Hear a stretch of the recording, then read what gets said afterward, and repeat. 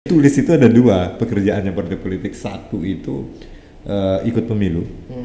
Kedua itu menyambut Dewan Pimpinan Pusat. Nah pada dua momentum inilah mereka pasang bendera di jalan-jalan, yang lain nggak ada. Bisa datang ke kantor lurah, kenalkan dirinya dia itu pimpinan parpol di kelurahan. Katakan ke dia, saya punya anggota dewan 2-3 orang ke lurah itu. Apa yang saya bisa bantu? Harusnya begitu dong.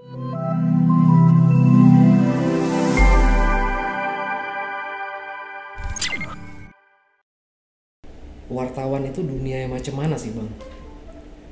Wartawan itu dunia yang penuh tantangan bagi saya.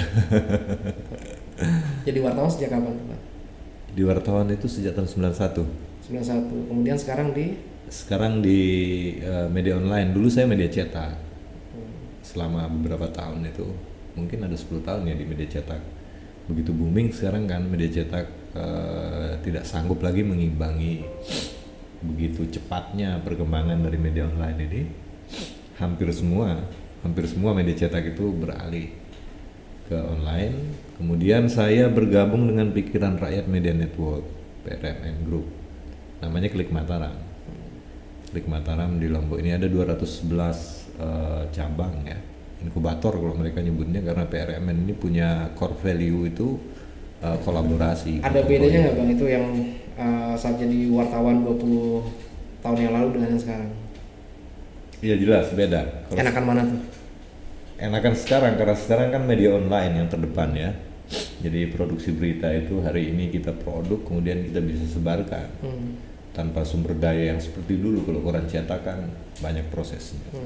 Jadi lebih enak, jadi lebih cepat sampai beritanya, kemudian juga kita bisa tidak harus selesai satu kisah itu harus dimuat nggak apa-apa, kemudian jadi sequel berikutnya. Jadi lebih enak, lebih cepat, lebih meriah kalau sekarang ini, lebih memudahkan kerja jurnalis. Oke. Sekarang ada istilah citizen journalism, Bang. Citizen journalism. Kalau dulu pasti nggak ada kan, karena 20 tahun yang lalu internet belum masuk, belum ada istilah tapi netizen. Waktu cetak juga sudah muncul istilah citizen journalism itu. Ada media massa cetak itu yang memberikan kesempatan kepada publik untuk menyampaikan informasi, tetapi proses pengelolaannya sama dengan koran cetak. Itu istilahnya udah citizen journalism. Sudah ada citizen journalism sebelum era begitu masifnya sekarang dunia internet ini ya. Sudah lebih dulu ada. Jadi usianya saya pikir beberapa tahun ya, 10 tahun sebelum ini udah mulai. Sebelum marak internet itu sudah ada istilah. Tapi itu. pasti beda kan, Bang, ya? Jauh berbeda. Yang dulu sama yang sekarang. Iya. Gitu. Kalau sekarang kan kita proses produksinya yang membuat beda. Kalau isu-isunya gimana tuh? Isu-isunya. Kalau isunya dulu kan Pengemasan isu, kemudian pengemasan isu itu tergantung dari isu. Kalau sekarang isu ini kan segala sesuatu bisa menjadi isu. Karena publik, citizen journalism itu kan mempersoalkan sesuatu yang dahulu kelihatannya tidak punya news value gitu ya. Di kalangan wartawan ini tidak punya nilai berita, tetapi sekarang kok tiba-tiba apapun itu jadi punya nilai berita. Bisa seketika viral gitu. Padahal kalau dulu, kalau kita ingat-ingat dulu, Bang, waktu masih wartawan, itu kan ada rapat redaksi, ada perencanaan isu yang sangat matang gitu. Nah sekarang ini kita tiba-tiba setiap pagi buka Facebook, buka Twitter, buka Instagram gitu, itu ketemu aja gitu sama sesuatu yang viral yang sebenarnya barangkali kalau zaman dulu itu nggak layak, nggak masuk, gitu ya. Nilai berita itu nggak ada. Bagi koran, bagi media massa mainstream itu tidak punya news value, tetapi bagi publik sekarang itu justru punya nilai berita yang sangat kuat. Kalau dulu saluran air depan rumah macet oleh sampah itu tidak menjadi berita, bukan berita. Kalau sekarang justru itu jadi berita. Jadi orang tinggal pakai handphone rekam dan itu bisa viral. Nah ukuran apakah dia itu viral saya nggak tahu ya. Apakah kontennya yang memang kuat atau pola penyajiannya yang videonya bagus atau ada apa gitu ya sehingga jadi viral. Tetapi faktanya bahwa sesuatu yang dahulu belum menjadi tidak memiliki nilai berita sekarang justru tiba-tiba semua bisa menjadi berita bagi orang lain. Kalau karakter media sosial kita sekarang kayak gimana sih Bang? Untuk pertukaran informasinya itu kayak gimana? Ya, jadi kalau bandingin media sosial dengan media mainstream yang kita kenal selama ini, jauh beda karakternya. Jadi ini sangat open source gitu ya. Kelebihannya memang karena open source, siapapun bisa ada di situ. Siapapun bisa melakukan apa di sana gitu. Jadi karakternya jauh berbeda. Kalau dulu prosesnya tahapannya panjang. Sampai kemudian berita itu bisa diketahui oleh publik, itu sangat panjang kalau di bisa media mainstream. Satu hari malah kalau media cetak kan dulu. Iya, belum mulai dari proses perencanaan, kemudian budgeting berita dan lain sebagainya. Sekarang enggak. Sekarang kita cukup modal HP, rekam, edit sedikit kalau memang dia ingin ada sedikit sisi artistiknya, kemudian publish. Bahkan sekarang itu pun orang kadang rekam begitu saja seperti live, kemudian muncul ke publik. Kalau dulu kan kita kalau mengemas isu untuk media itu kan kita butuh perencanaan yang matang banget gitu Bang ya. Ya seperti sekarang ini tiba-tiba asal ceklek, asal nyuting gitu. Terus satu orang bisa jadi kemudian, institusi media. Kalau dulu 100 orang yang gitu kerja di belakang itu ya. Itu gimana? Menurut Abang kalau buat partai politik ini ancaman nggak sih Bang? Maraknya media sosial ini gitu ya.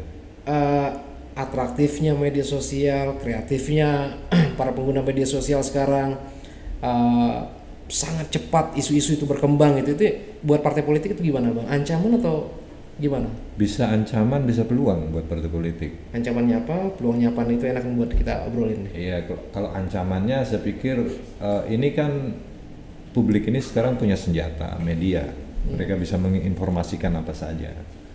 Jangankan soal isu-isu bahkan isu-isu partai politik, isu-isu hubungan antara parpol dengan warga itu juga bisa menjadi santapan dari netizen. Jadi kalau kemudian partai politik itu tidak siap dengan perkembangan dari dunia internet ini sekarang, media sosial itu bisa tergilas dengan kecepatan informasi yang disampaikan oleh para netizen. Katakan informasinya kemudian informasi yang negatif tentang partai politik, ini kan harus kemudian dijawab. Jika kecepatannya tidak imbang antara netizen dengan partai politik, ini justru jadi problem buat parpol.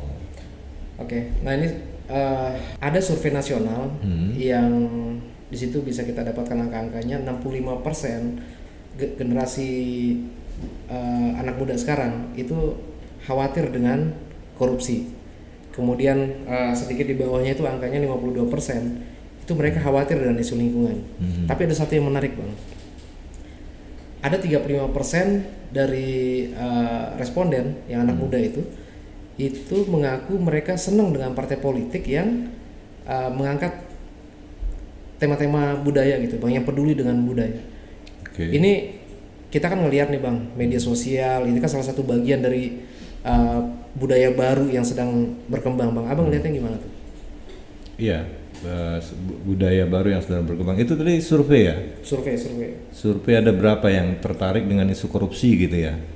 Artinya bahwa sangat khawatir. Mereka khawatir dengan isu korupsi. Nah, itu jumlahnya besar, 60 ya? 64%. 60 lebih. Persentase sampai 60% itu kan artinya kalau kecenderungan mereka terhadap isu korupsi itu, kemudian ini bisa menjadi konten yang pasti akan disebarluaskan kepada publik oleh para netizen, anak-anak muda ya, kecenderungan anak-anak muda itu.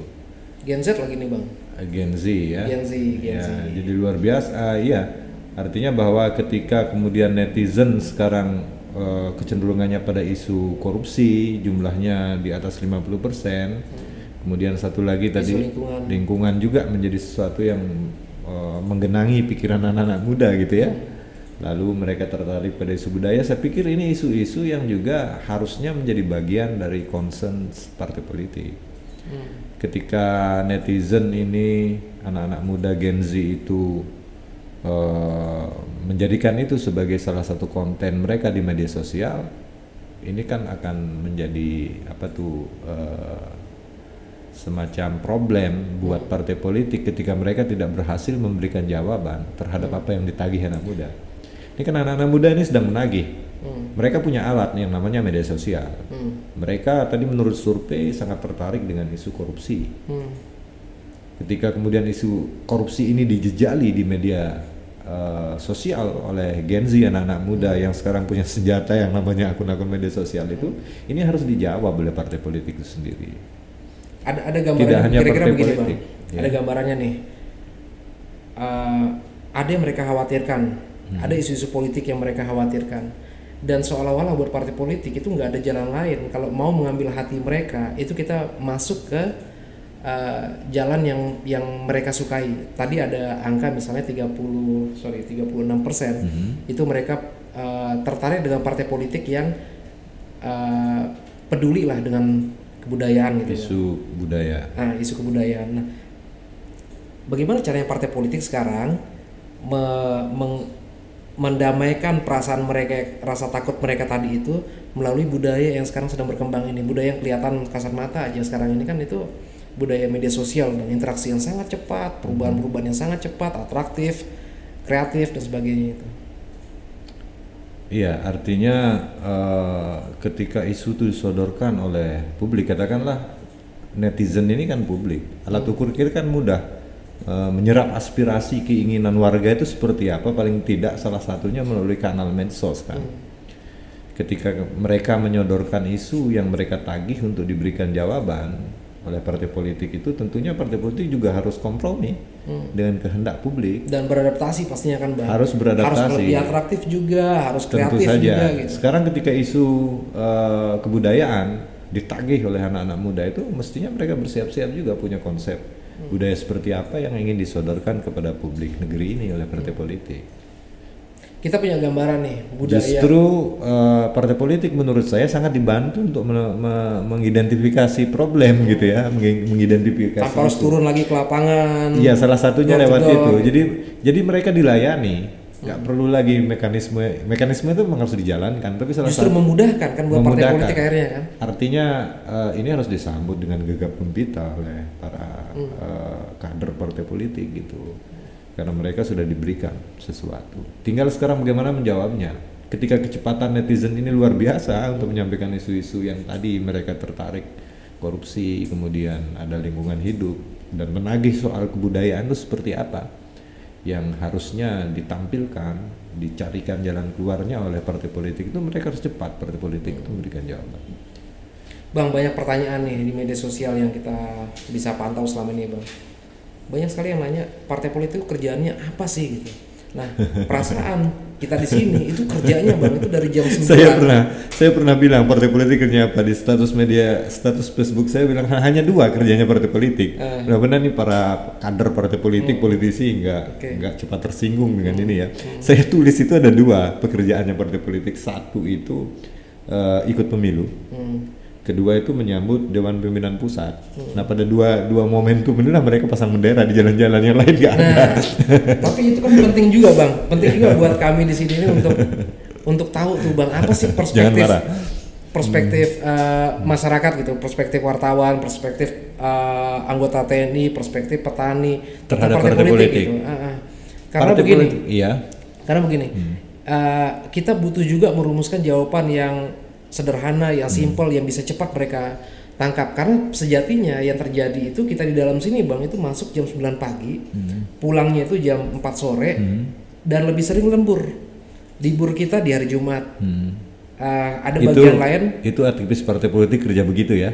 Iya, artinya partai publik nggak tahu bahwa di belakang mereka bekerja keras. Nah, barangkali karena selama ini kita belum membuka kanal yang tepat gitu Bang, belum mampu menyampaikan itu ke masyarakat. Ya, karena jadi gini, partai politik itu secara konstitusional, konstitusi kita mengakui bahwa parpol itu sebagai institusi, sebagai organisasi yang diakui oleh negara ini mewakili aspirasi warga.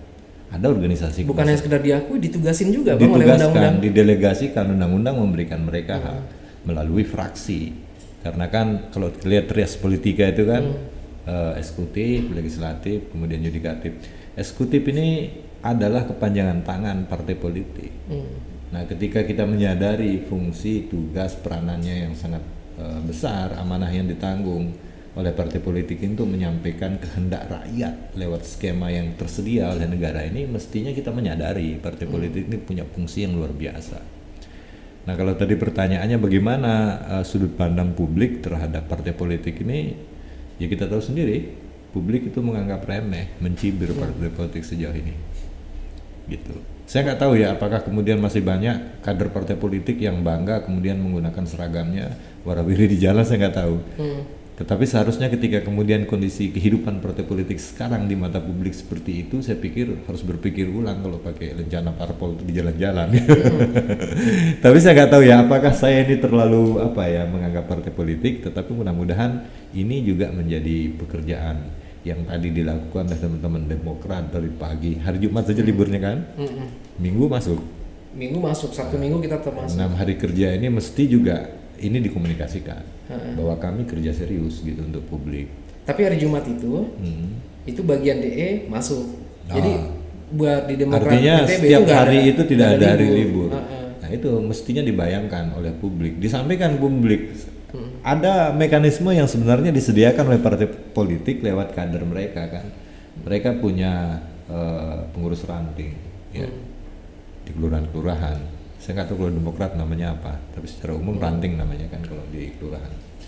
Nah, mestinya ini dioptimasi bagaimana mereka bisa mengomunikasikan, mengagregasikan kepentingan-kepentingan itu antara publik dan organisasi partai politik ini, sehingga tidak ada kesan mereka hanya menjadi organisasi peserta pemilu saja.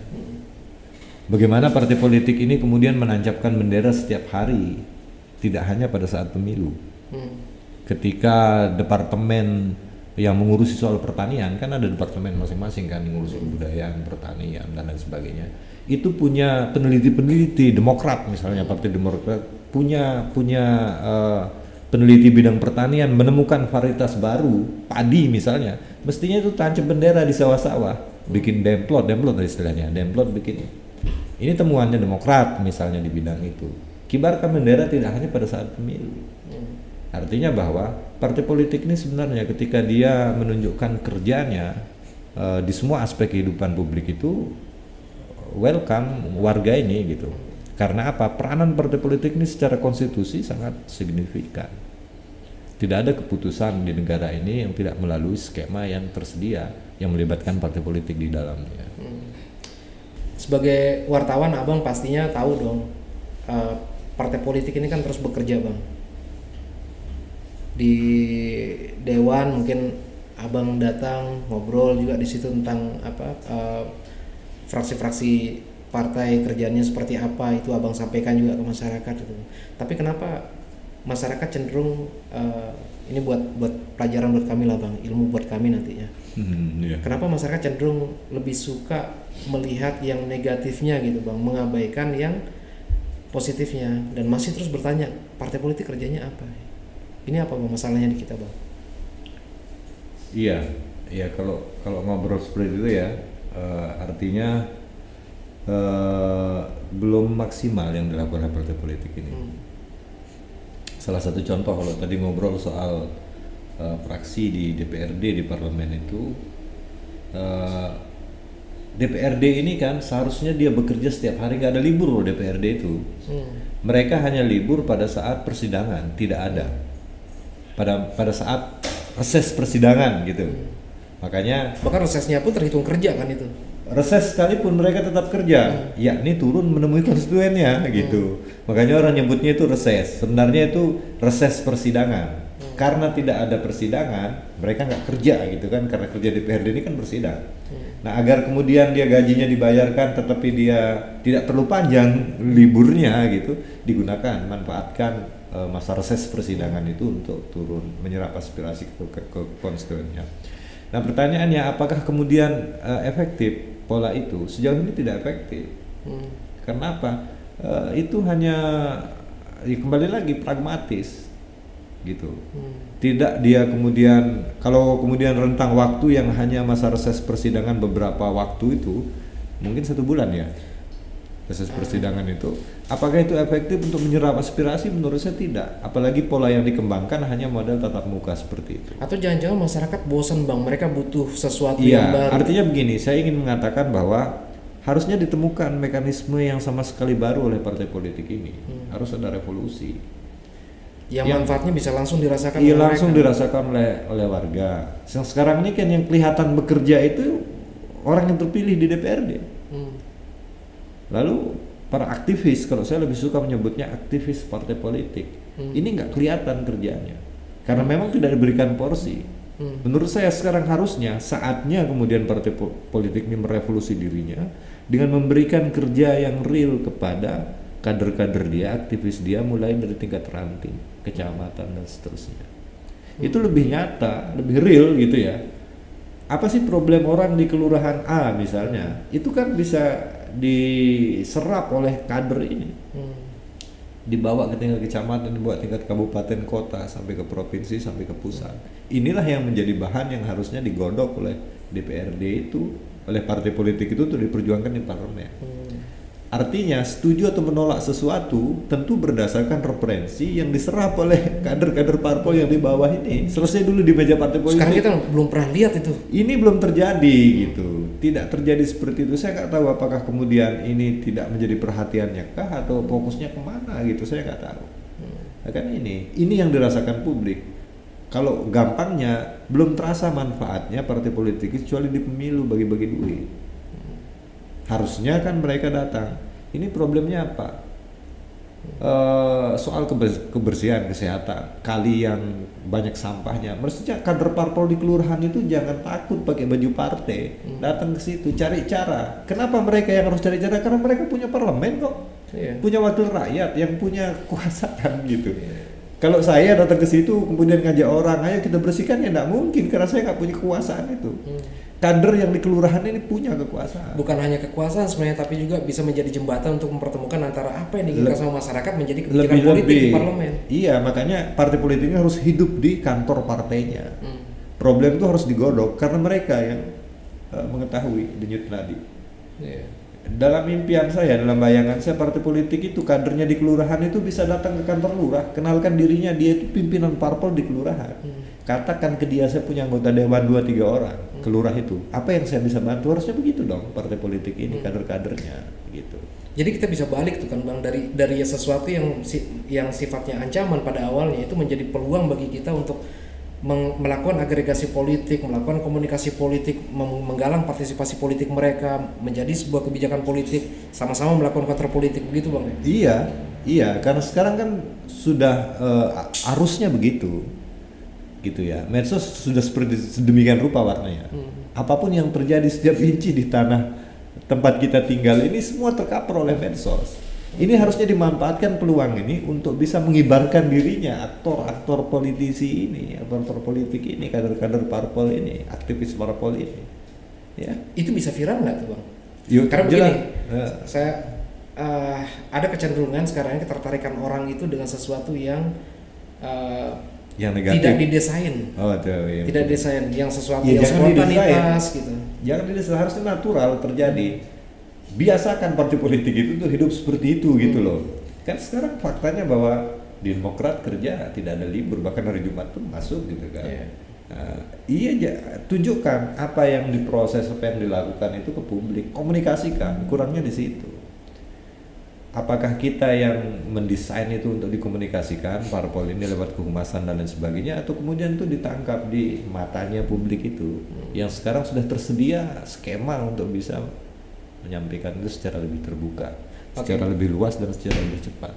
Sekarang kita punya gambaran kan tentang kondisi terkini tentang citizen journalism itu Bang. Nah, partai politik terlambat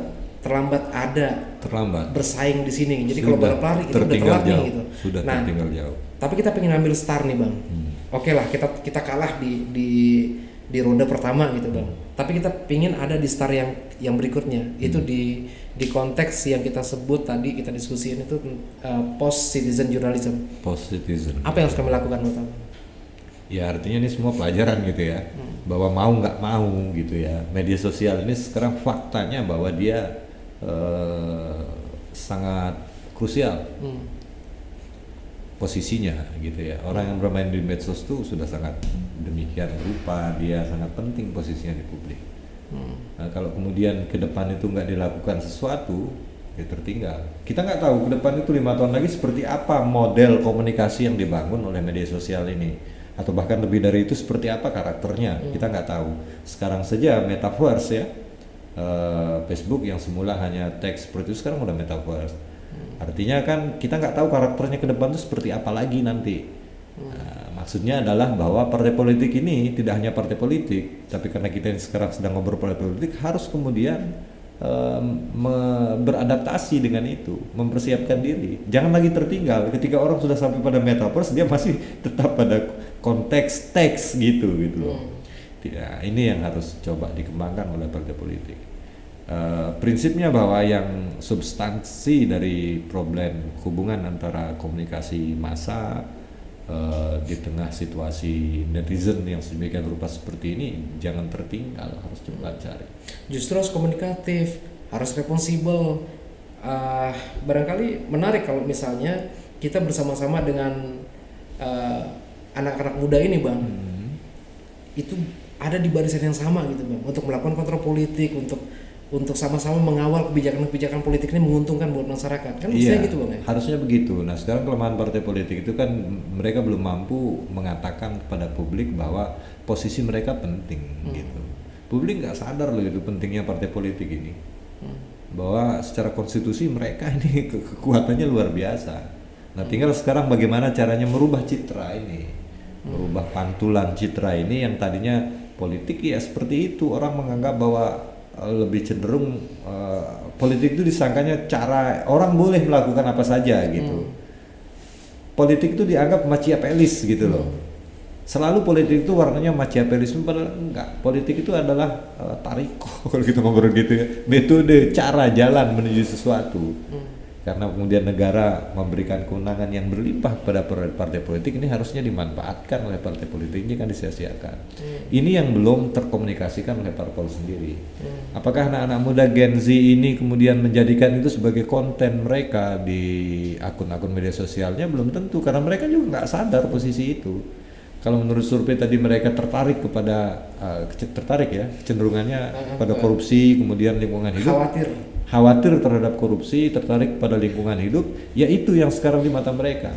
Bagaimana cara membuat partai politik ini juga sama pentingnya dengan kekhawatiran terkait dengan korupsi, kecemasan, kerusakan lingkungan hidup, gitu ya. Kekhawatiran seperti apa masa depan interaksi anak-anak muda ini secara kebudayaan.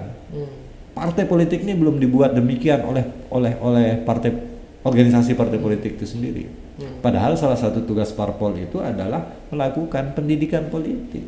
Ini yang belum pernah dilakukan. Nah, uniknya di situ kalau menurut saya, mereka tidak mengajari publik soal bagaimana sebenarnya fungsi peranan partai politik itu. Takutnya publik itu lebih pintar dari politisi. Ketika pintar nggak bisa dikelola gitu loh, makanya dibiarin seperti itu saja kondisinya sekarang. Rakyat ini, warga ini oleh parpol gitu.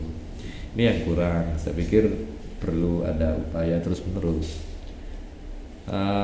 Masuknya anak-anak muda ke dalam partai politik itu juga menjadi sesuatu yang harus disambut dengan sangat positif. Tentu berbeda sudut pandang anak-anak muda ini, interaksi mereka dengan dunia luar juga sudah luar biasa. Artinya bahwa pasti akan lebih maju. Bagaimana kemudian mengelola, memanage partai politik itu di tangan anak-anak muda daripada dengan cara yang sudah lama dilakukan oleh pendahulu-pendahulu kita ini, senior-senior kita yang sekarang ada ini. Bang, terakhir nih Bang, Abang optimis nggak partai politik bersama-sama dengan media massa nantinya itu bisa menjadi satu kekuatan yang mungkin nanti bisa menggalang partisipasi anak muda lebih kuat lagi Bang ke depan? Ya, selagi kita percaya kepada demokrasi yang kita anut, karena sekarang kita ini kita menganut demokrasi. Ada juga orang mengatakan bahwa ada cara-cara yang lain, tapi kan kita memilihnya demokrasi, NKRI, demokrasi yang kita pilih. Selagi kita percaya kepada demokrasi itu, kita harus percaya kepada organisasi yang mengemban amanah demokrasi ini. Nah, kalau kita sudah percaya kepada itu dan kita yakin bahwa demokrasi jalan kita berbangsa ini, kita harus perbaiki komponen pendukung demokrasi ini, salah satunya partai politik. Jadi sangat penting bagi kita semua, kondisi yang sekarang harus direvolusi, harus ada upaya untuk merevolusi partai politik itu, mengubah partai politik yang wajahnya yang suram di masa lalu dengan berbagai macam sudut pandang negatif publik itu harus berubah menjadi lebih baik lagi. Abang yakin ya kita bisa ya? Bisa dilakukan, bisa. Okay. Karena pasti ini sudah terlanjur menjadi amanah, sudah terlanjur menjadi jalan hidup kita gitu loh, berbangsa. Jadi mau tidak mau, optimis tidak optimis harus dilakukan upaya untuk melakukan revolusi partai politik. Gitu aja kan?